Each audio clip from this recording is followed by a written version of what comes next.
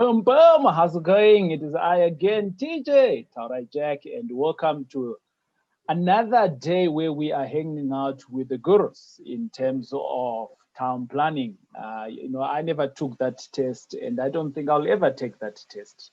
But there is someone else in our midst who's done that, and it is my pleasure to welcome Dumisani. Dumisani, how's it going? And welcome.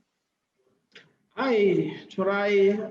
I'm good on my side. The week has been fun, it's been good, and hopefully it was the same with you. And we are hoping for a great chat today and also maybe imparting knowledge that will be useful to our viewers out there. Thank you. Yeah, no, the week has been good until you sent me a text, Dumisani, of, I was checking in with you on how the progress is going on one of the properties where we're doing a sectionalizing, and you said to me, COVID has sort of like almost taken the entire department out in one of those departments. So I think, firstly, let's just say, guys, you need to keep safe out there. COVID is real, it is here. Wear your mask, wash your hands, keep the social distancing. It's not just, I don't know, if you haven't been hit or directly or indirectly. In my own family, I've had a couple of deaths, and that's not cool if we don't have to do that. So keep safe. But yeah, as we go along with that, Dumisani, today, what are we going to be covering in the area of town planning? You're a town planner, you've been practicing for the last 10 or 15 years or so. And this is what you do for a living. Yes, thank you again. Today we'll be covering the processes of different applications.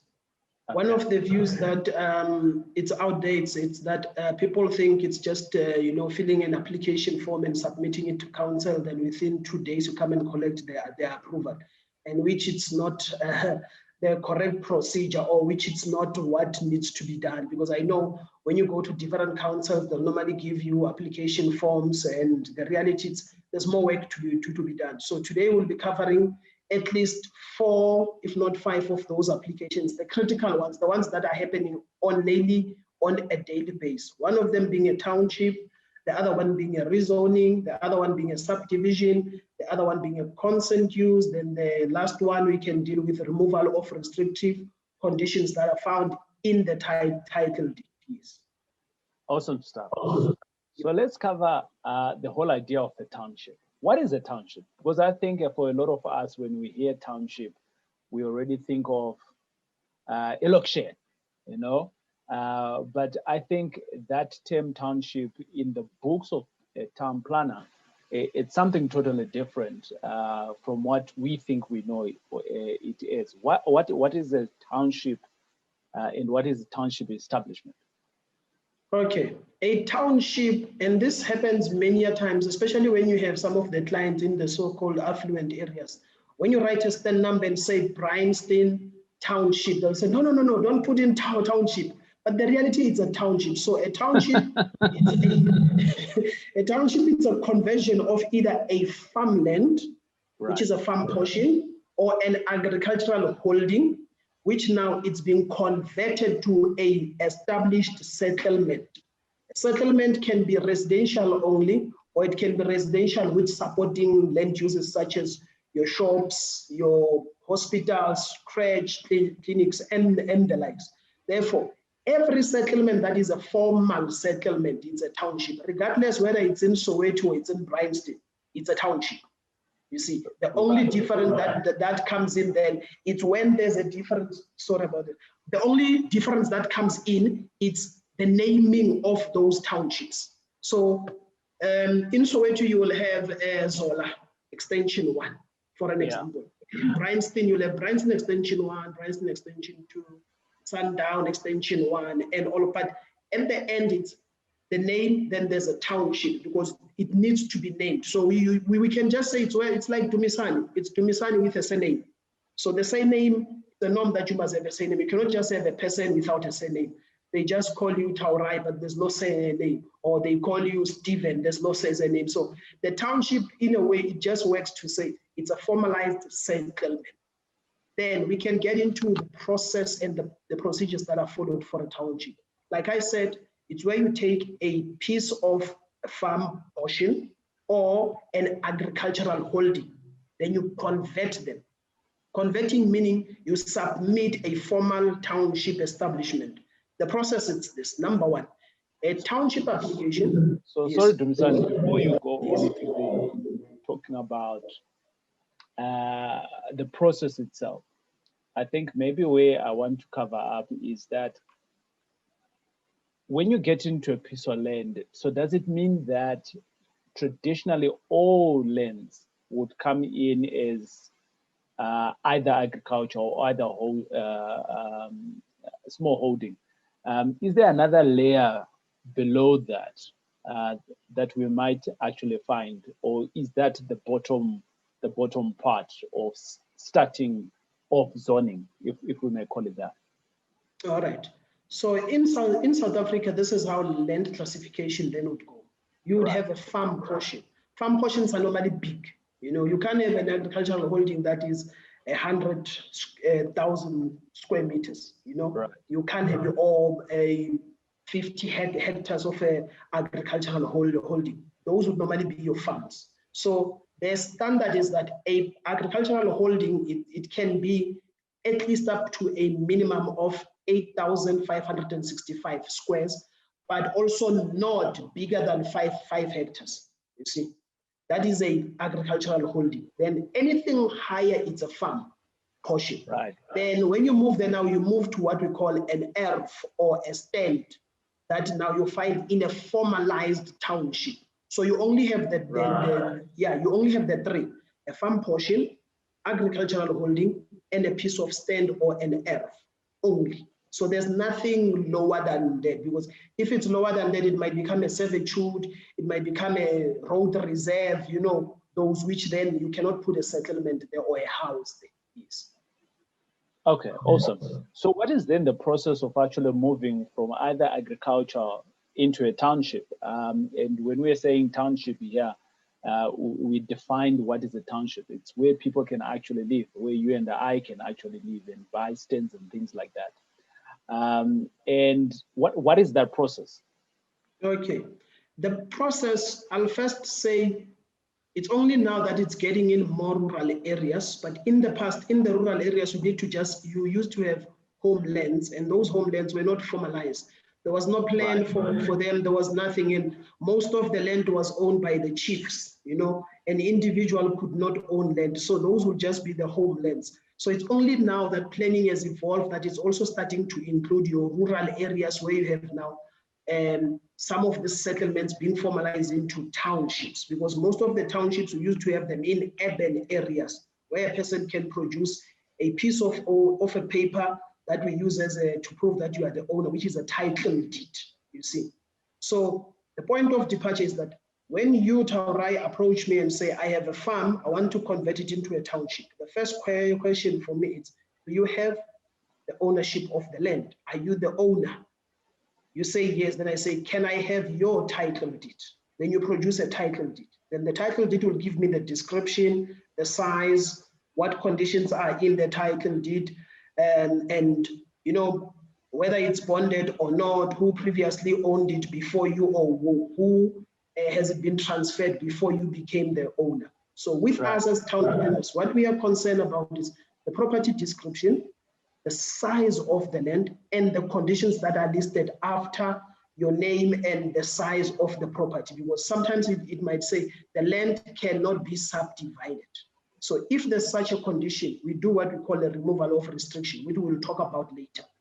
Then it might say there's a servitude here of ESCOM or of rent water, then it will describe where is it, how big is it. So by the time you put in your development, you are not gonna put it on top of that particular servitude, because it might cause danger to you or the residents that you might be habiting now on that piece of land, okay? Right. Then moving from there, then I go and consult with what we call town planning tools. That is your special development framework, as we spoke the last time, your town planning scheme, and other policies in that area to see, are there services in the area? in the vicinity of that property. Services like sewer, water, electricity, what type of roads are there? Because if you're going to just take people and dump them in the middle of nowhere, then it's not going to be a habitable or a sustainable settlement. It's going to have challenges, which town planning is trying to address those issues so that they don't reoccur again. Therefore, after that, I'll say to you, thumbs up. It falls within a node or it falls within an area where it can be densified. Therefore, we do a township establishment. The township establishment application, it will be the application form filled by your town planner. It will need a power of attorney or a company resolution. A power of attorney which I get from my client, which is you at that time, to say you are appointing me, Dumisani of Noxa Town Planners, to submit and run the application of a township establishment from its commencement up until where it will end. The company resolution might come if the property is registered as a company. So to say whomever that is a director in that company might need to sign us a company resolution. Then we'll normally do. So that follows the same thinking of resolution. All you're saying is the property is not held in a personal capacity in terms of ownership. There's an entity, so it might be a CC, a private company, or a trust. So any other entities other than an individual, then whoever who is managing that vehicle now needs to give consent, which is the resolution that we're talking about. Exactly, exactly. So they are saying we are giving a resolution to say director number 1 or director number 2 can appoint this particular person from this company to act on our behalf in submitting the application. Okay. Right.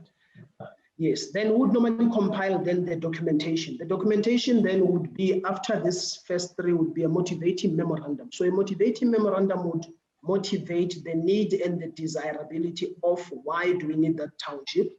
It will talk to the policies that the township will be in line with, from the services, from your infrastructure. Then it's going to talk to the health in general, the environment, traffic, how you're going to address issues of traffic in that township. Where is it located, and how does it easily connect with other areas of economic importance, economic opportunities, social possibilities. Whoa. Who is doing all of this work? Because I've already gone, like, I'm already dizzy in my mind. I'm like, okay, fine, I just bought this land and I now need to do all of this. Who is doing this work? You as the town planner or me as the owner of the land? No, myself as a town planner. Okay, so okay, all right. So I'm hiring you to do this. Okay, good. Yes, so yeah, so when you hire me, you actually say, I do not want the stress and the pain of this thing. What I want is for you to give me the rights for me to start to develop or to start looking for funding to develop. I don't want to go into one office and another, keep on submitting, asking this and that and that. So that's why you appoint a town planner. And I'm not qualified to do that, right? So there are certain things that I'm not going to see. You are qualified to do this, and that's what you go and see. Now, can an individual, Joe Soap on the streets, can they go in and do this application on their own? They can, however, the challenge is, like in any other profession, there's, like you've just said now, there might be hidden things that you might not know. For an example, when you read a title deed, how sure will you be that this condition is restrictive? And with you just say, no, it's just a condition, then you submit. Down the line, when the application is supposed to be approved, let's say you are fortunate to get all the comments, then it goes for recommendation. Upon it going to recommendation, then the committee looks at it and say, no, wait, there's something not correct here. There's this condition that says this land cannot be subdivided. It will take you back because they'll send the application back and say the application does not comply. Then you have to first go back and address the issues now of the removal of the restrictive condition, which you could have done it simultaneous when you submitted the township establishment, to try and kill time and to also try to show them that you have noticed this condition and you are addressing it, you see. So, then the so other in thing, reality, Dumisani, what you're saying, if you're not a town planner, don't do it yourself. I normally give this simple scenario. If you're not a dentist, would you really try and remove one of your aching tooth, because you might injure yourself, or you might even cause more damage. So the best thing is go to a professional. I know somehow back then in the olden days, they used to say you can take a small cotton and all of that, but it has proved that most of the people ended up in a much pain and a much danger than what they would have thought they could have done. So my advice would be, if that is not your field, don't even attempt, because then you are going to not only waste time, but you might lose millions. You might even end up being sued, you see, at times, because depend on the kind of an application that one would be submitting. Yes. Right. So in the conversation that you and I have, which is client, a client and a service provider. So when I come in and say, this is what I want to do, and surely we have seen that there's quite a lot of things in the background that you do that, I mean, some of it I wasn't so sure. In simple language, Dumisani, in terms of now just zoning, moving from, establishing a township, how many touch points do you do with me as the client? So I've now signed a resolution with you, and off you've gone. Now it is R1 that I've paid you out of the 10 rands that I need to pay you to start your work. What then happens? Because now there's lots of things that you need to do in the background. What do I need to do now as the owner of the land? I sit here, but what are my next practical steps whilst you are working in the background? All right. Normally, especially with a township, because it's a complex, a bit of a longer process, so we'd normally prepare you a milestone register. So a milestone register would tell you, after 10 days, we should be here. After 50 days, we should be here. What are those milestones? All right. One of the milestones, and one of the points that maybe when we just go a little bit back, is that a township then also require certain professionals to come and work with me and assist me. One of them will be a traffic engineer. One of them will be a civil engineer that will do reports on water and sewer, storm water, and also electricity. Then you'll need an environmental guy to come and do either a basic assessment report on the environment or a full environmental assessment report. You might also need a geological engineer. Who appoints all of these people? All right. Myself as a town planner, I'll present a team. But remember, it is still it's still not a binding agreement to say you can appoint, because some clients, they will have their own land surveyor. So as a town planner, I am willing to work with whomever that you might have, because maybe you have built a certain relationship with them and you believe they can also look more after your interest also than maybe some of the people I can be coming with. So I'll normally present a team and present their fees in terms of, this is their professional fees from starting a report up until finishing it and seeing that it's approved. Or the other ways that you can say, I have this professional, I have a geologist, I have a traffic engineer, I would prefer to use mine. I will work with them, because at the end of the day, all of us are a team that is moving towards one aspiration, which is your aspiration of having a township establishment where you can now start with your development and it's your investment. So these professionals, they will compile reports. They normally have what you call initial reports, which are draft reports. From the draft reports, I look at them and say, okay, how do I put my design subject to their final reports? So the first milestone will be the drafting of those reports. Okay, then they will normally have time frames. The longest that it can ever take, it's an environmental one, because that is from 0 day to 9 months. It's legislated like that. Yes, and that is legislated like that, because it has to go through public participation. They might need a special study because maybe in your property there's a wetland, and in that wetland there's indigenous species that you cannot fiddle with because maybe they are endangered species and all of that. So as an environmental person, they have now to come up with a what we call an environmental management plan to say then, how do we protect this species? How do we protect that wetland? Also allowing you to develop within that space also, so that they can coexist. So here's my struggle, because I've seen a couple of lands just lying barren, idle, and I'm wondering, are people not seeing the opportunities here? And with what you're telling me now, I'm almost going back there to think that it's not everyone who can establish a township. It sounds costly. It sounds like it can take a long time. I don't know, what are the rough costs, or should I say, I think maybe the time frame may be more important, because I think the cost is really dependent on the size of the land, and where it is as well. Yeah, but how long does it take then? I mean, because you're putting in a lot of people here to work that are going to work as a team. Yes, so a township, you are looking at a minimum 12 months to anything minimum of 18, 24, 4 months.